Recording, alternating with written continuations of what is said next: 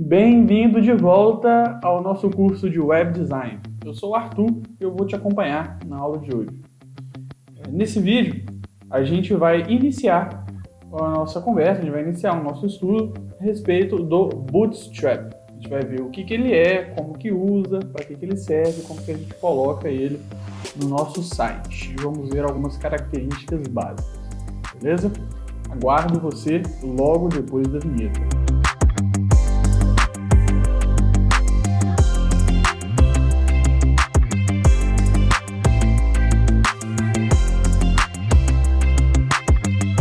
O Bootstrap ele é uma framework de CSS. Lembrem da aula passada?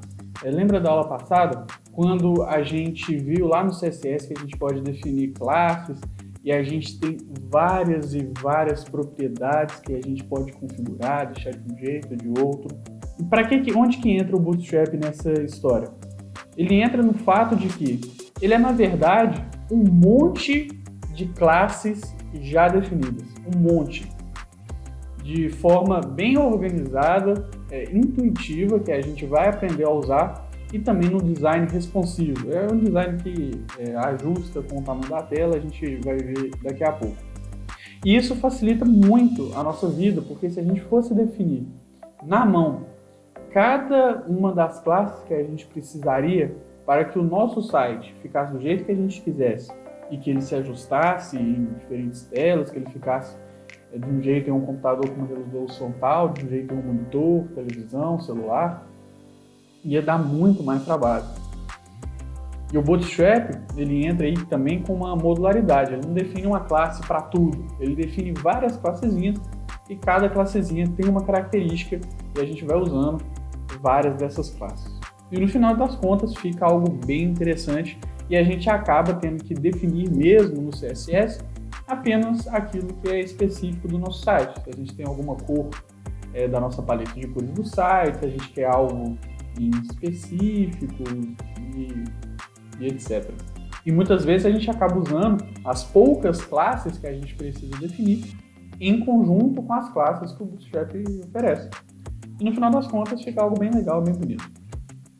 Uma das formas da gente poder usar, a gente pode ir lá no site oficial do Bootstrap. Eu recomendo que vocês visitem o site daqui a pouco, não para baixar, não para fazer o download, mas sim para poder ver a documentação dele, que é muito boa.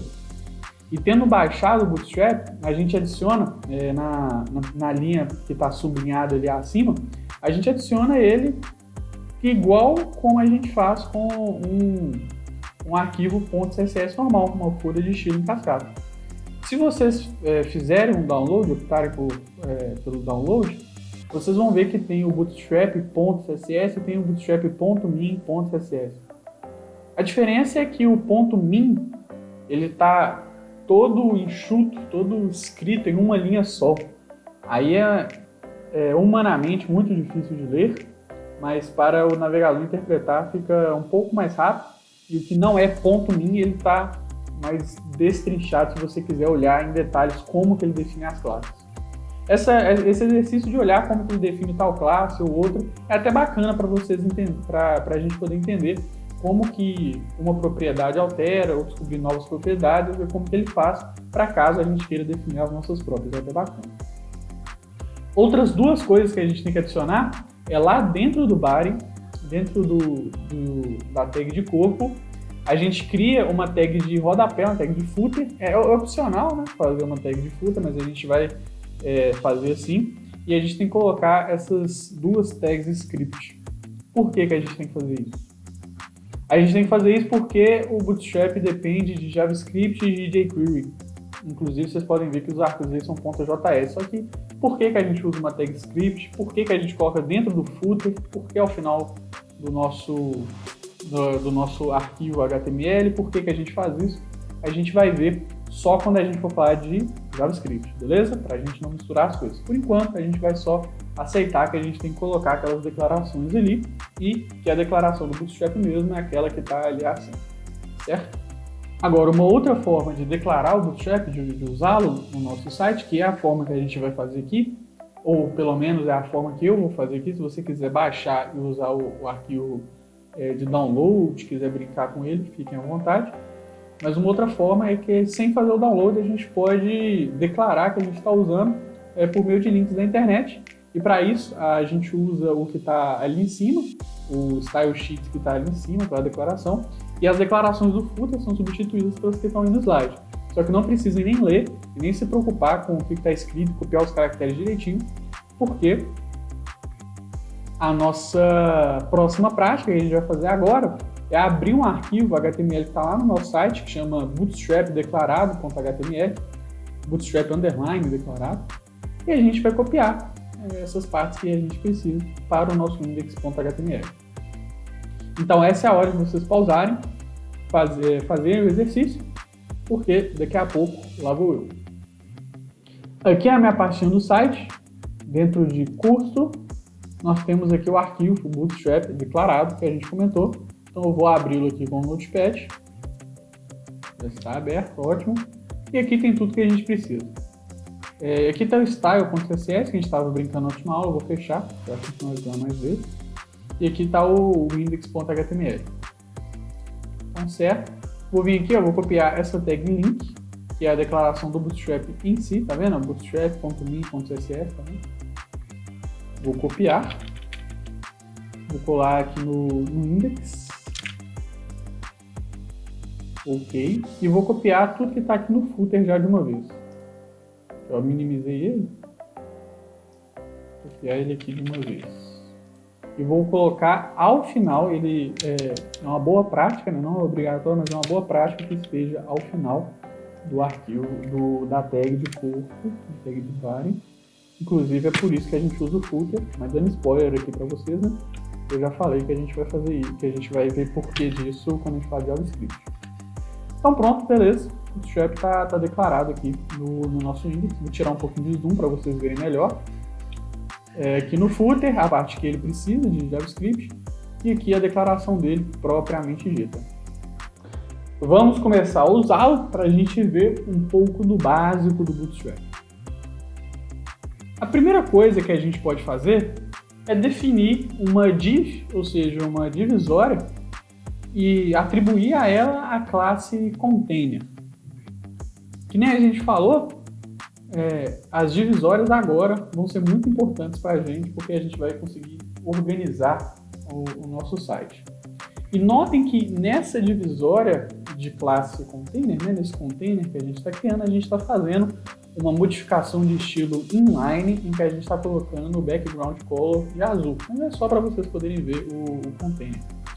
E dentro desse container tem um parágrafozinho apenas ilustrativo, certo?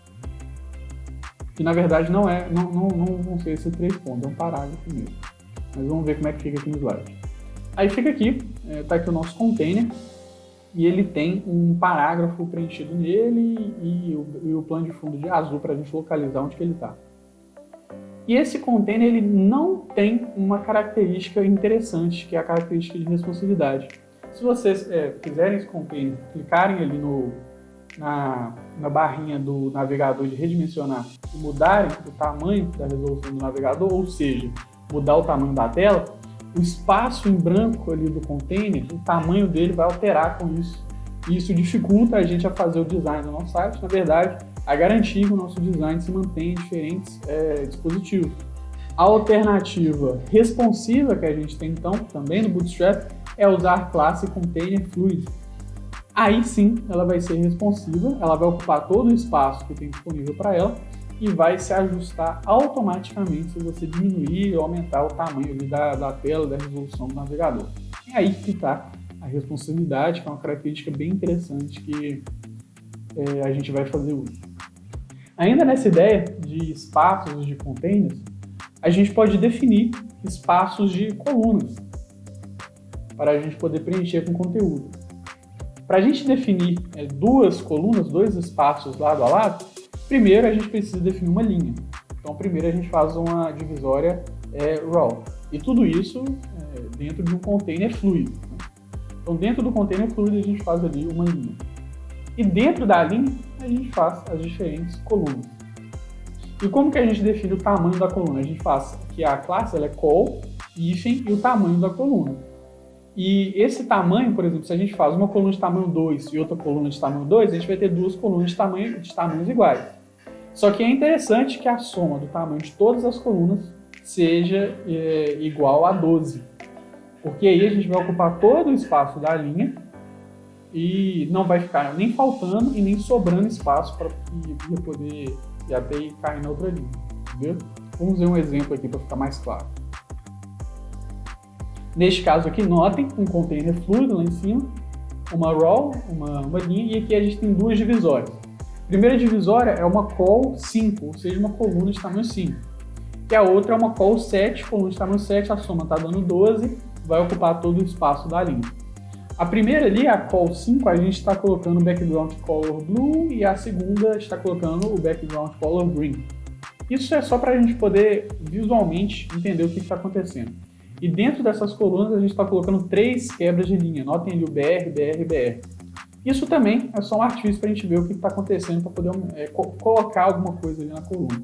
Porque se não tiver nada, a gente não enxergar o background color. E notem que o resultado que isso produziu foi duas colunas na proporção aí de 7 para 5, né? 5 para 7. E isso é mantido quando você altera o tamanho da tela. Só que pode ser interessante, você pode desejar que em alguns dispositivos com uma resolução menor, essa proporção mude. Em outros, com a proporção maior, essa proporção seja de outra forma. Então, para isso, a gente pode definir a proporção de colunas seguindo uma regrinha. Se a gente usar, por exemplo, col-sm, o número, né, o tamanho da coluna, a gente está definindo que aquela regra ali vai se aplicar para dispositivos com telas menores, né, SM de small, eu acho. E a gente tem o SM de MD para tamanhos médios, LG para tamanhos maiores e XL para tamanhos bem maiores.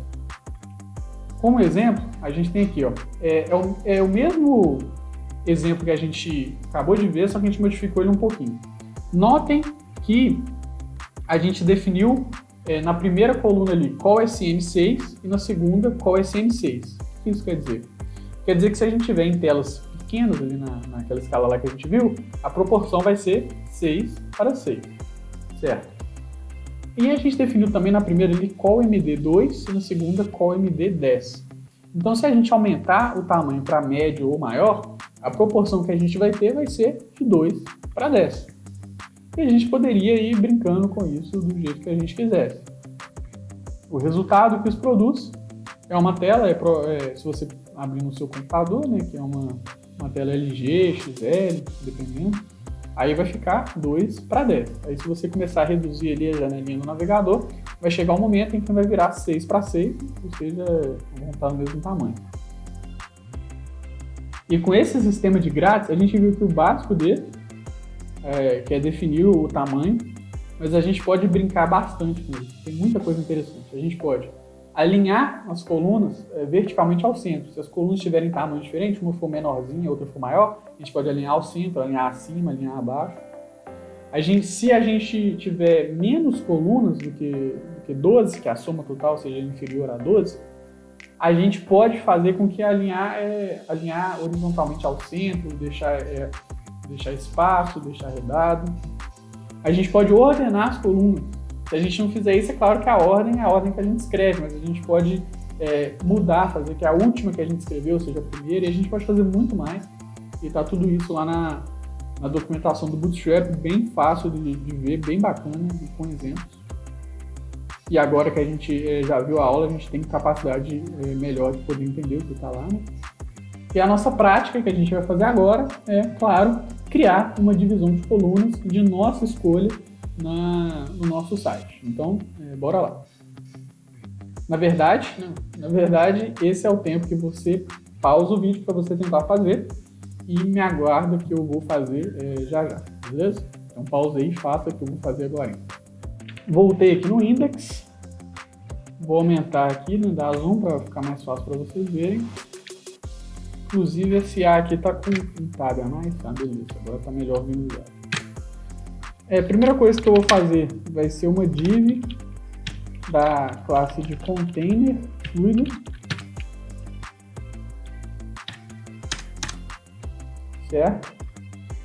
E, deixa eu pensar aqui, eu vou fazer que essa div, ela tenha o background color, vou deixar o background color dela de preto, só para a gente poder entender qual que é o tamanho da div, onde que ela está, onde que estão as colunas, etc. Para a gente ir brincando e vendo mais conceitos aqui. Vou colocar aqui umas quebras de linha. 3 quebras de linha, acho que tá bom.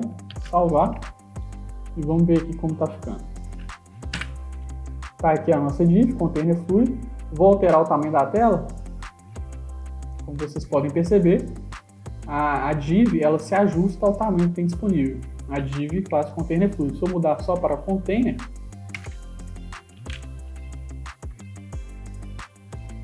vamos atualizar. Vamos tirar o zoom. Isso, só para container. Aí enquanto eu mexo aqui, ó, não é interessante, tá vendo? O tamanho vai mudando. Claro que se tiver zoom suficiente, ela fica ocupando a tela toda, mas se não, ó, fica dando esses espaços em branco. Vamos voltar. Vou voltar aqui para container fluid. Vou deixar essas quebras de linha aqui para a gente poder continuar vendo. Vou colocar algumas abaixo também.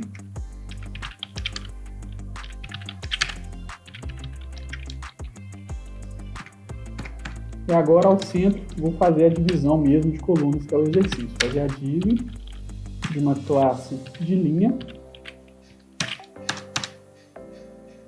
E dentro dessa classe de linha eu vou colocar 2 colunas. Eu vou fazer com que as colunas, se forem em dispositivos pequenos, vou fazer do mesmo tamanho. Se não, se for médio ou maior, eu vou colocar 5:7. Eu acho uma proporção de 5:7 bonita. E eu vou mudar aqui o background color.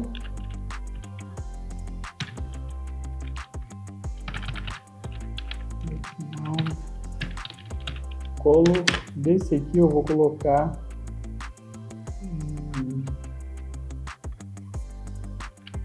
quase que um preto. Um cinza aqui. Certo. Agora eu vou copiar. Vamos colocar umas quebras de linha aqui dentro, né? Antes.